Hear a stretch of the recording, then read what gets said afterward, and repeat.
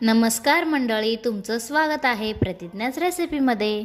उपवासाचं नाव घेतलं की डोळ्यासमोर येते ती पांढरं शुभ्र साबुदाणा खिचडी।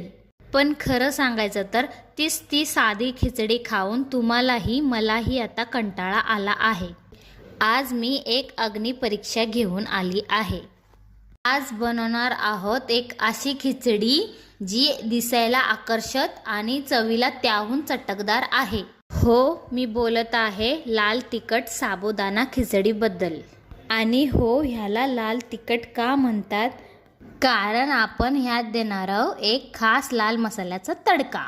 त्यामुळे याला रंग येईन अगदी जबरदस्त आणि चव येईन लाजवाब। नुसतं शेंगदाण्याचं किंवा जिऱ्याची चव नाही, एक परफेक्ट तिखटाचं मिश्रण। साबुदाणा एकामेकाला चिटकलेला नाही, पीठ झालेलं नाही, याचा अर्थ आपली साबुदाणा खिचडी एकदम झकास झाली आहे। तुम्ही उपवासाला असेल किंवा नसेल ही खिचडी खाल्ली की ती नेहमीची पांढरी खिचडी नक्कीच विसरून जाल। तुम्ही 2 मिनिटं शांत बसा आणि वासाचा आनंद घ्या। आणि हो, आजूबाजूला कोणी चमचा घेऊन लपलं नाही ना याची तपासणी करा। आता चमचा घ्या आणि हळूहळू मिक्स करा। आता या लाल तिखट खिचडीला VIP ट्रीटमेंट द्या।